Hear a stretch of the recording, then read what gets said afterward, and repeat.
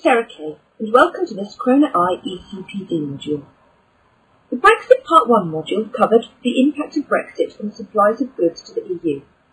Now, on Part 2, we will look at imports, sales of digital services, and EU VAT refunds.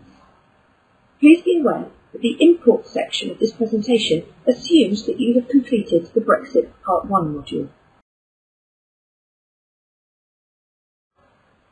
While we are a member of the EU, the UK is part of the single market and the customs union. This means that goods can move freely between the UK and the EU with no payment of import VAT or customs duty. When UK purchasers buy EU goods, if they are VAT registered, they are not charged VAT on the supply. And if they are not UK VAT registered, they are charged UK or EU VAT by the supplier, depending on the supplier's VAT registration status. When the UK leaves the EU, different rules will apply. Goods entering the UK will be imports. Although a transition deal, if any, may simplify procedures, UK purchasers will need an understanding of import processes to navigate this new environment. Goods arriving in the EU from outside the EU must be presented to customs at the UK border. When the UK leaves the EU, the same principles will apply to all goods arriving in the UK from other countries. Goods can only enter the UK when they have cleared customs and all necessary import VAT and duty has been paid. As with exports, the physical clearing of the goods and reporting to HMRC and Border Force will be done by the shipper. Like exporters, all importers must have an EORI number, classify their goods for customs purposes so that the licensing requirements can be met, value their goods correctly, and confirm who the importer of record will be and whether any customs procedures will be used. These topics were covered in more detail in the previous presentation. When goods arrive in the UK, an import entry is made electronically via the Customs Declaration Service, using the information contained on the C88 or Single Administrative Document. It is at this point that import VAT and duty are paid, unless the importer has a deferment account or qualifies for a form of duty suspension. The importer of record's details are confirmed to HMRC as they appear on the C88. At month end, HMRC downloads the information in the Customs Declaration Service and importers receive a C79 Import VAT certificate. The C79 is very important, as the basic rule is that without this document, the import VAT cannot be recovered.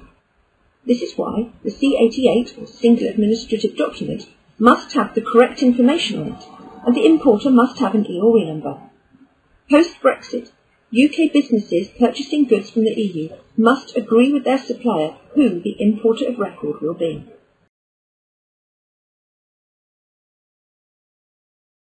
The VAT recovery issues that can arise in practice are illustrated on the slide.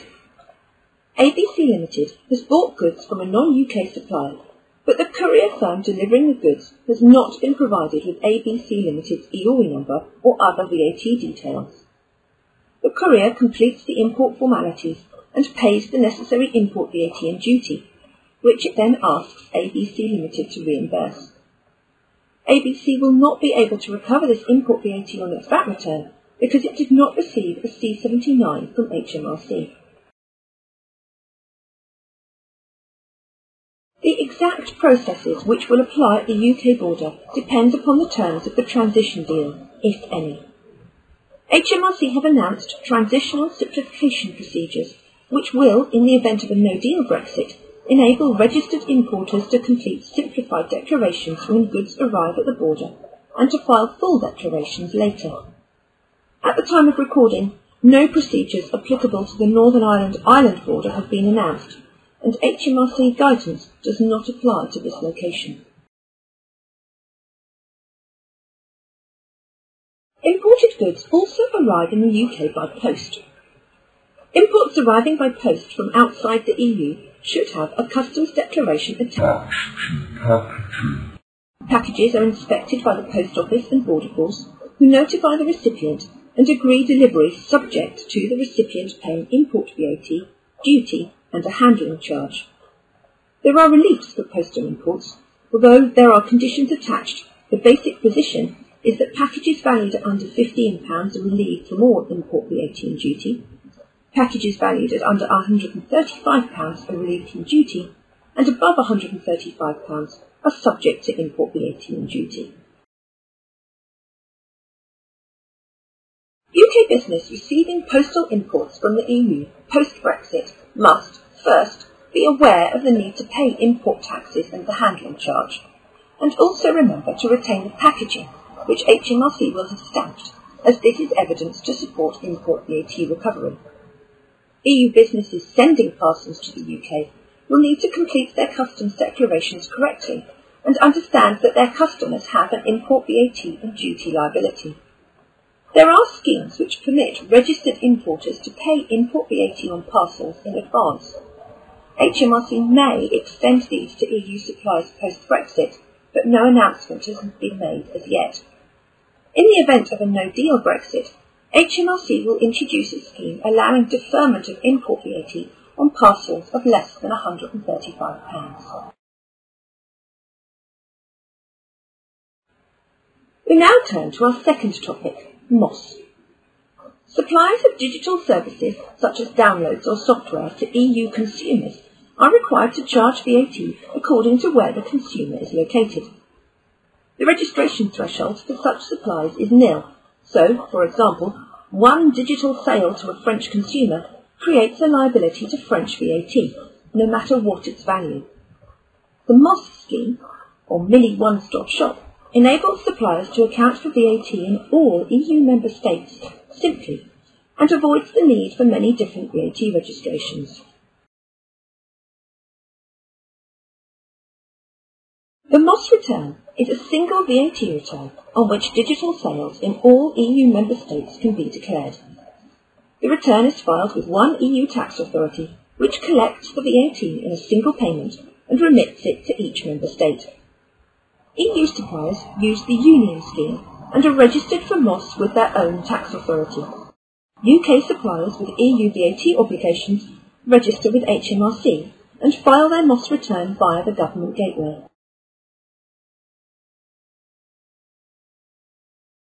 Non-EU suppliers of digital services must use the non-Union MOS scheme, which is similar to the Union scheme, but instead of registering for VAT in every EU country where they have consumers, non-EU suppliers of digital services register to file a MOS return in one EU member state of their choice. Post-Brexit, UK suppliers will have to choose a member state and register there to file a MOS return. This may need to be done immediately after Brexit. Unless the issue is addressed in a transition deal, UK MOS registrations will be cancelled on Brexit Day.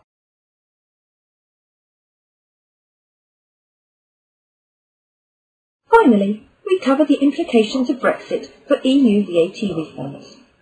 Under EU rules, a business registered in one EU member state can recover VAT incurred in another EU member state, provided that the second EU member state would refund that VAT to a business that was registered locally.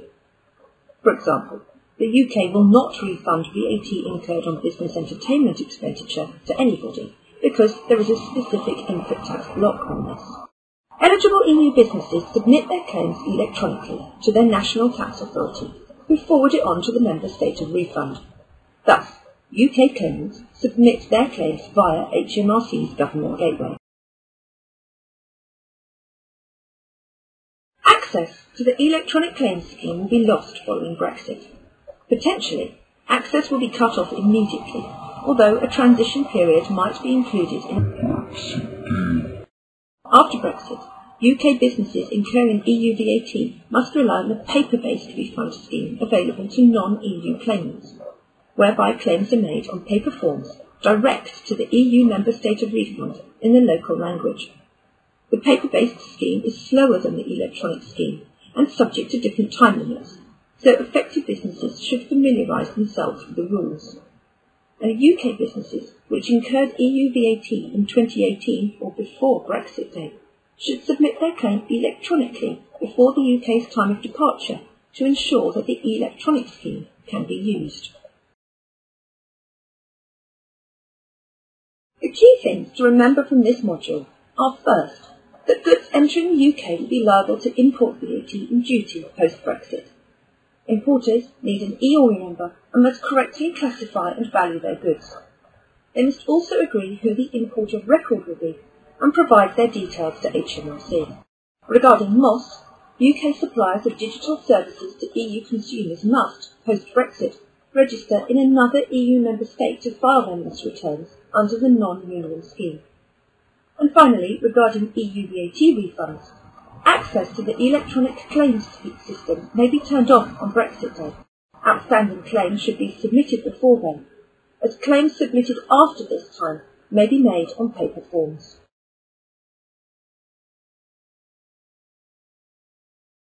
I trust you have found this module on Brexit and VAT informative. Please exit this activity and click Launch Quiz to complete the quiz. Once you have completed the quiz, you will be able to print out your personal certificate. The module homepage also contains a link to the notes that accompany this module and to further resources available to you from Krona I, including our in-depth commentary. Goodbye, and thank you for using Krona I ECPD. For further information and to view the full range of Krona I ECPD modules, visit our website at kronai.co.uk.